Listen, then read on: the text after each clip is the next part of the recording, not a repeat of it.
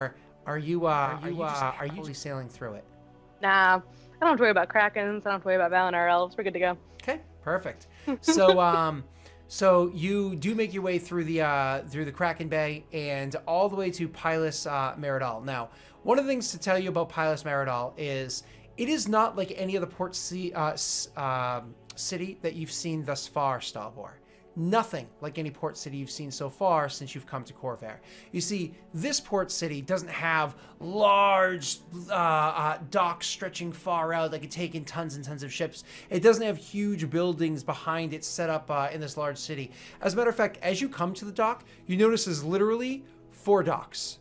A total of 4 docks. Now, each one of these docks do have a decent length to them so you can take in good-sized ships. 4 docks in their entirety. Could you make me, because you often morosely stay on the edge of the ship staring off into the water, could you make me a perception check?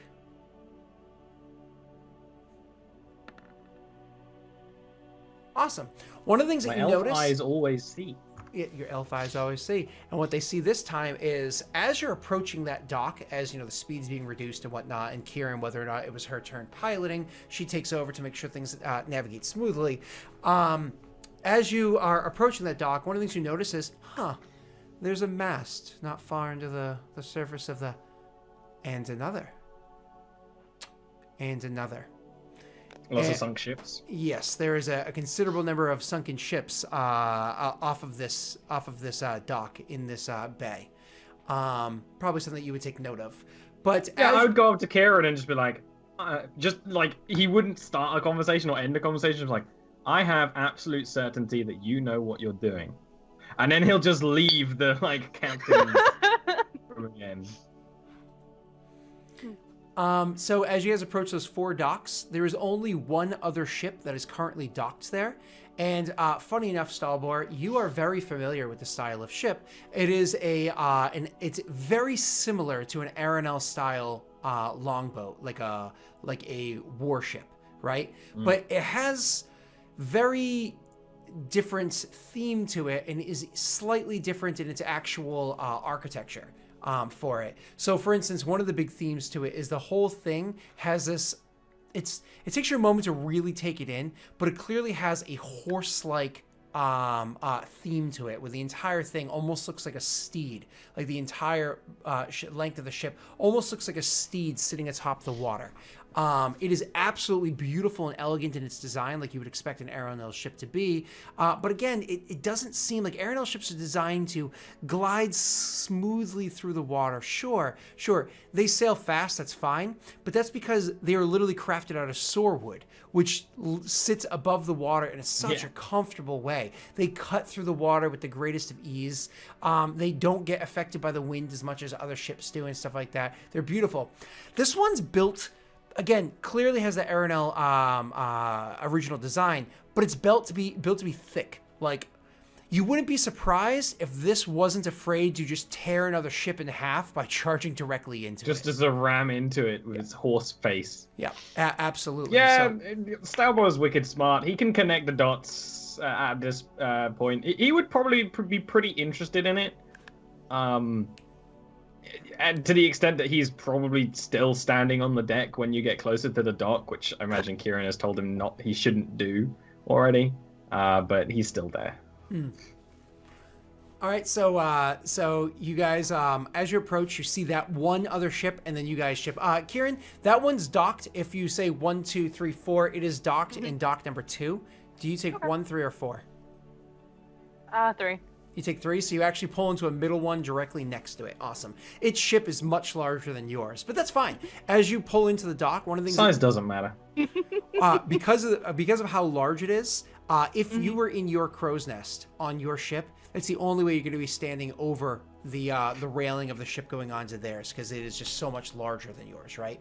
So anyways, as you guys pull into the dock, there are a few people on that ship that are looking down at you. Now, what do the Aranel elves look like? Well, here, not the Aranel, sorry, the Valinor elves. Valinor. Here, at this port city, they're wearing very, very loose, light clothing, much like you would see in a stereotypical swashbuckler would wear. Very, very loose, lighter clothes made out of fine silks and super fine cottons that barely stick to their body, definitely billow around in the wind and whatnot. They have very, very angular features, and not a single one of them is smiling. Like, looking amongst them, not a single one of them is smiling. Every one of them stops to regard your ship as it sails up and takes port. Everybody that walks by the area on the docks and whatnot, they very, very closely watch all of you. I mean, you don't know what their culture is like normally, but certainly there is little to no chatter around you. Over the entire course of the time it takes you to dock and start getting yourselves off of the ship itself and standing on the dock itself is probably about an hour and a half or so. And in that amount of time, you've seen 4 or 5 dozen different Valinor elves and heard maybe 3 of them say a sentence worth of words. And that is it. They are very quiet. Your ship comes to dock there, and you guys are getting off to go and take care of the business that you need to. Kieran, who do you take off the ship with you as you travel on? Obviously, the emissary. Obviously, I would have taken I'd probably take Reich and Stalbor and Luca as well. Because Stalbor is new to this land, I would probably give him a rundown of what not to do with Valinor elves. What not to do then? Basically, don't insult them and don't touch their horses. So with the Definitely Sounds don't like insult my the horses. Sounds like my great aunt. one of the things you know about Luca, and whether or not he's going to be there, you know that they don't like House Deneath at all. All right, well, no, he stays on the ship then. They Oh, fought how convenient! opposite, Lucas gonna stay on the ship. They fought opposite House Deneath very, very, very, very often. As a matter of fact, there was a whole contingent of House Deneath that was working for, who was it at the time? Sire at the time. That every single solitary one of them got slaughtered during the coup that made Valinor. So there was we're talking a few hundred soldiers dead. So Deneath had a sour taste that led to some pretty gruesome battles as the war continued to go on. So I'd probably just tell Luca, you stay on the ship because I'm still mad at you and they'll probably kill you and I won't stop them. So as you get off of the boat and going into the city, you do see that there are a number of buildings here that are all constructed of wood. However, they're all 1-floor buildings, no 2-story buildings at all whatsoever. And actually mixed into the area as you go in further towards the outskirts of the city itself is a bunch of tents are thrown up in areas as well. But again, everybody here is relatively quiet and watch you as you're walking through. They're clearly very suspicious of your motions. Kieran, you go to do your business with somebody else that happens to be there. That somebody else the person that you directly go in contact with happens to be another member of House Lyrindar. They're going to take care of the other side of this arrangement, and you do your trades or whatever that you were doing for House Kenneth. Correct? Mm-hmm. So you take care of your trade with them and whatnot. Do you want to do anything else while you're here? Do you want to look for anything, scout for anything? Do you want to... Not particularly, no. We still can't buy lamps or anything here because it's still run by mostly House Lyrindar, so... Yeah, not really. Okay. Not in particular. Okay. What's the Aeronel emissary doing? Also, by the way, if at any chance there was any way I would be able to stand next to him, I would have Reich between him and me. I would be curious very about what petty. he's up to. Very petty about it. You'd be curious about what, Aaron? Oh, what he's doing. Who? Right? The The emissary. Aeronel. Oh, the emissary. The Oh, emissary. my apologies. He would just excuse himself from you and say that he has somebody that he needs to go off and speak with. And you're welcome to inquire, but he would just excuse himself and be like, "Oh, I have business I need to attend to." Nah, I don't care enough. Okay, awesome. So he goes off and does that. Reich, honestly, as you're walking by, people are giving you different looks than they're giving the other two. With Stalbor, they almost ignore the fact that he's there. With Kieran, they watch her with a weary eye, but accept the fact that she's there. For you, Reich, it's a little bit different. With you, every one of them, especially the ones that are like near your height, because elves are like the 5-foot range, especially the ones that are like cresting 6 feet because you're huge. They look at you with like a gleam in their eye, like they see an opportunity. And every single solitary one of them, it's like, even if most of them kind of like turn their attention away from everybody else and go back to whatever it is they were doing, they still kind of every once in a while look at you, almost hungrily, as they go about their business. I lean into Kieran and I say to her, these elves, are they known for eating hobgoblins? Kieran stops because she goes to say like no, but then she thinks because she's not really sure. Her pause makes me nervous. I'm going Hey. to assume they just see you as a challenge because you're a monster person. Because you're a strong, strapping boy, right? Perhaps we That's a should nicer make way our of putting business. Perhaps we should make our business here quick. I couldn't agree with you more. Can I make a history check, Scott? There's I mean, yeah, go right ahead. History, please. Do they? In fact, I'm gonna do that too because they're cousins.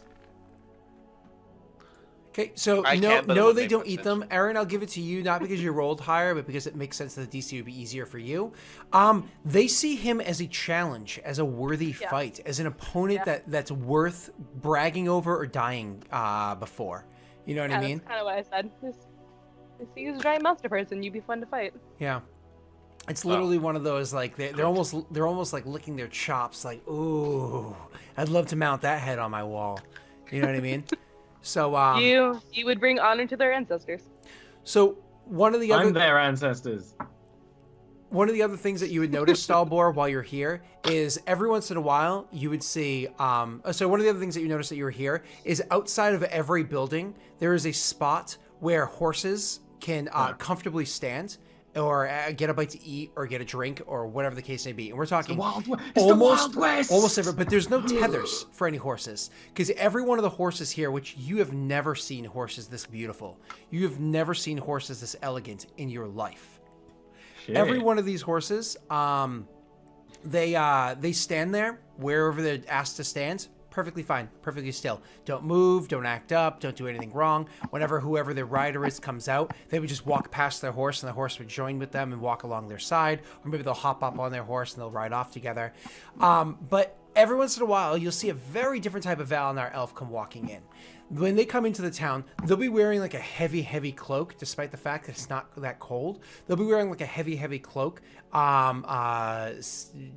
clearly covered with dust and dirt and whatnot, as though they came off of the road recently. Very obviously a riding cloak. But underneath that, their clothing is very different. As a matter of fact, it's made out of not these light cottons and silks and whatnot that almost look like that swashbuckler style outfit. It's actually made out of layers and layers of wraps that come around their body and wrap around their body in tight ways in the closest layers, but very loosely on the outermost parts of their clothing. They wrap around literally from head to toe in these very, very tight ways. And even some of them have these strange looking hats that look like they're made out of, once again, similar types of wraps around their head and all around them and whatnot.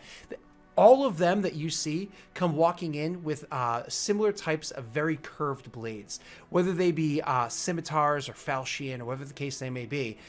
Most of them have them, but you can always tell which one's the leader. Not just you discovered this originally because of the way that they walk, the way that they carried themselves, the way that they looked at others, but also because of the type of weapon that they carry. You've again not seen one of these before. It's a scimitar with a blade fastened on both ends of a long haft. It's literally two scimitars on one haft. It is very unwieldy and strange looking, but yet they walk around with it like it's comfortable. Yeah, Stamble will occasionally briefly, if like Kieran needs to talk to someone, sure, he'll like briefly stand and like sketch things. He's not actually that good. He's like all right at art. But he just like all the weird stuff, he'll sketch things down quickly. Especially the sword. So out of all of them, one of them actually is going to come straight up to Kieran. One of these people that have these double scimitars and has this like very unique way that they walk to them. They're going to come walking straight up to Kieran, and they're going to speak to you in Elvish, but it has Ollie, a very strange accent to it that you've never heard in Elvish before. It's like I get what you mean. Like I would understand it, but it would be a shock, right? It almost would sound like a different language, but not quite, right? Yes, exactly. Yeah. It's like the easiest way I can draw it is it's like when someone from Spain speaks to someone from Mexico in Spanish. It's very, very different, but it's the same language. So, or someone from the Deep South speaks to someone from, London. Right? Yeah. Or you speak to someone from the depths of Wales. Yeah. Oh, fun. All right, so moving on. I ain't speaking about Cardiff. So he walks straight up to Kieran, and he says to you in his thick accent, he's like, how many horses? How many horses what do we have? He gestures very weakly, just barely towards Reich. How many horses is this one worth?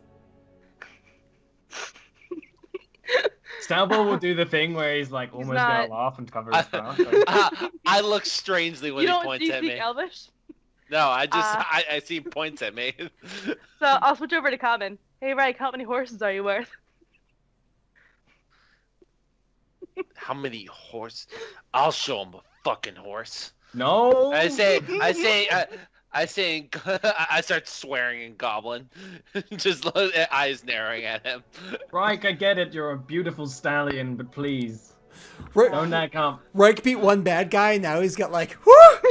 Let's do this, everyone. I'll fight anyone. So, are you looking to keep him or just fight with him? Go back to Elvish. Yeah, he's like he sees Reich get all upstarty and whatnot, and he actually seems entertained by this. It's not like one of those but you can see a slight smile and half of curl up on half of his face, and he's entertained by the fact that this one has some fight in him, and you can almost see that gleam in his eye, like I've broken worse worse steeds than this, and he says, slave, please. he says, I need a new slave to help around camp. Question. I'm willing to an insight roll. Does this guy understand common? Please roll an insight roll. He clearly understood what was said in common. Okay, cool. Yeah. I was just curious. Mm-hmm. I wasn't gonna do anything devious. I just wanted to know. Yep. Unfortunately, he's far too valuable for me to give up as a slave. Whoa, you mean this one is worth 3 horses? Oh man, really? I'll turn to Reich. He's like, I don't know, Reich. He's offering me 3 horses for you. You speak to him, again saying in Elven, you speak to him like this is entertaining. Is this one not yours? No, he's not mine. Stabble would just say, he is most definitely hers.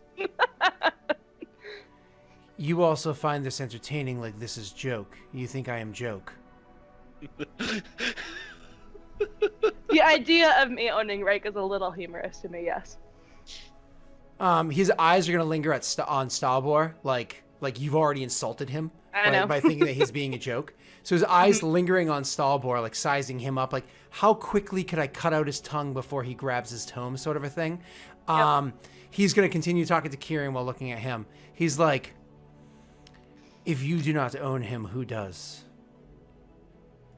He's free. So then he works for Deneth, or does he serve clan? He works for Larendar. He is not anyone's servant. This is a waste of a warrior. Why do you not have him as servant? You do not own him, but you do not own him, but I will pay you nonetheless. I'm not looking to shed blood. Will you take the deal? 3 horses. No, I won't take the deal. Oh God. He seems insulted by the fact that you're not willing to make this deal with him, that you're not willing to take the try to do so. And he's sizing you guys up I don't know if they're actively trying to insult me right now, if they're genuinely just trying to politely say no to this offer. And so after thinking about that for a while, eyes never having left Stalbor, he'll nod a couple times and be like, Fine then. We will not trade. And with that, he'll actually like turn and give his attention back to Kieran and say, and this one, what is wrong with it? Which Stalbor. one? I don't know. Too many things to mention. Those from Aranel, they come through from time to time, but this one is diseased. That sounds about right. Carol kind of nods that. It's like, yeah, it's a magical affliction of some sort. Yes. Should I kill it before it spreads? Touch I him. don't think Touch you him, have to worry Stalbor. about. Stalbor steps back, like one just large step. It's not contagious. In the deeps of the desert, what we do is we slit their throats and then we fill their bodies full of salt. What does the salt do? That's reasonable. It kills Preserve disease. Stalbor. It kills the turns and disease starts so it walking can't be towards spread, the and then it makes it so the disease can stay, so we can use it again if we need to. Oh, okay. Well, no, he's not contagious. He's fine. But thank you for your concern, and I will keep the salt in mind. Ollie, you said something. Stalbor's what? Stalbor turned and walked away when he described that. He watches Stalbor, so his eyes leave Kieran this time, and he turns. You would and be watches Stalbor as he watching, walks but you by. would have walked back to the ship. If that makes sense. I just like look back at Stalbor as he walks away. I just like point to him like, what the fuck just happened? Okay. And so they turn and when you say no to all of the offers, he like looks at you like, oh, like why are you even here then? But then he'll just leave and he'll walk away from you. Just leave Did you. just try to buy me? Stalbor? So I call out to her like Tim. Like, we're not gonna stuff you with salt, I promise. Don't be upset. He's gone. Okay. Whoa. Yeah. You could tell he's Right. proper upset. Mhm. It's one of those things where what made Stalbor sad? Uh-huh. What made Stalbor sad? Okay. Okay. Everyone's favorite game show. I officially hate this place. With that, Can we we'll, go? we'll be back in 5 minutes. I know we started a little late, but we're still going to take the breaks on time to keep things running normally. We'll be back in just a couple of minutes. Bob. Bye. Bye. Bob.